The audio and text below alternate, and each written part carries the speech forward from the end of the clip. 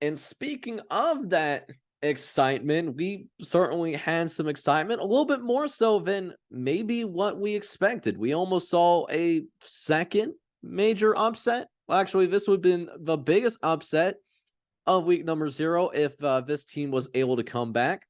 Vanderbilt and Hawaii played last year, and it was a much different story. Vanderbilt beat Hawaii 63-10. It was not a pretty look for the Rainbow Warriors, but if this game tells us one thing, is that Coach Chang, Tommy Chang, he has really started to solidify the culture there at Hawaii, because one thing is clear. This Hawaii team, they certainly came out and they were ready to play in this game. Vanderbilt, they still ended up winning, but Vanderbilt was expected to do, frankly, quite a bit better than what ended up transpiring. Vanderbilt still got their points up on the board. They ended up putting up 35 and a 35-28 win. But this game was close in the fourth quarter. This was a game where 2 minutes left in the game, Hawaii had the ball. They had a chance to possibly drive down the field one more time and even send this game into overtime. But unfortunately, an interception ruined those dreams come true. And looking at this game, it really was possible that Hawaii could have pulled this off. Hawaii outgained Vanderbilt 391-297. They even held the ball longer than Vanderbilt, and that's a big surprise to me because Hawaii is an air raid team. That's what Tommy Chang likes to do. He is a run and shoot guy. He likes to go fast. So for Hawaii to win the time of possession battle, that is extremely telling.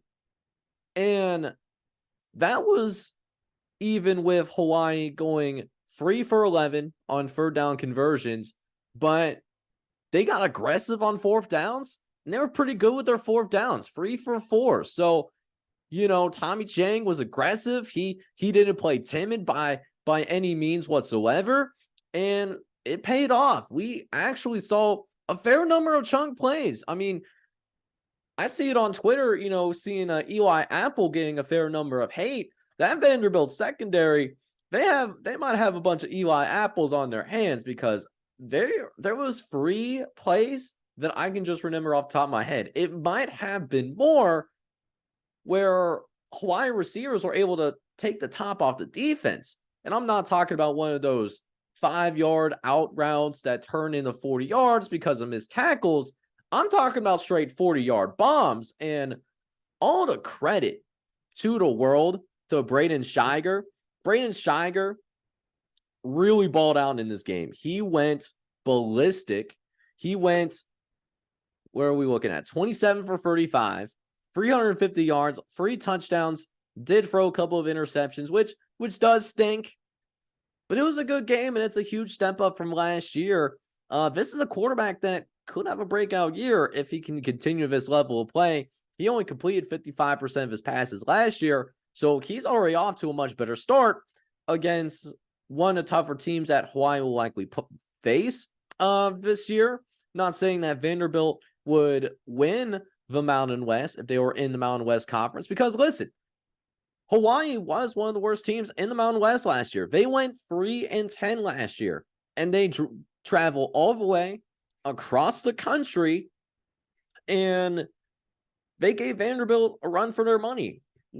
Not a lot of people gave Hawaii a chance to win this game, but they came motivated to play, and that might be coupled with what's going on with the tragedy on the Maui Island, and of course our hearts and prayers are with those that are going through that extraordinarily difficult time right now. If I'm Vanderbilt, yeah, you're 1-0 right now, but at the same time, though, we got some things that really do need to be cleaned up, because if they're getting burnt like this now against Hawaii, wait until they take on, their SEC schedule. Wait until they take on, better teams in the Power 5. Wake Forest is on their schedule. They got to go on the road to play Wake Forest in a couple weeks. They got to go play UNLV as well. UNLV, might be better than last year. They're certainly better than Hawaii, in my opinion. And then, like I said, SEC schedule. And this is also why I like to harp on this argument that, any team in the SEC can go and win most of the conferences in the country. This is a perfect reason why I think that argument is dumb. Because again, Hawaii was a free win team, and that being considered, at the same time, Vanderbilt almost lost to him. So I still, and I'm saying this because the SEC, I still think it's the best conference in the country. Don't get me wrong on that. Don't get that mistaken. But that argument that any team in this conference can go and win in any other conference, it's a stupid argument. It genuinely baffles my mind. But Vanderbilt, they got the win, but they really need to address some things in their pass defense because it could be a problem. It could be a serious problem down the road if they don't fix this soon and they don't go about getting this taken care of, especially before they get into SEC conference play. Definitely looking at Vanderbilt and seeing how do they address this moving forward as we move through this college football season.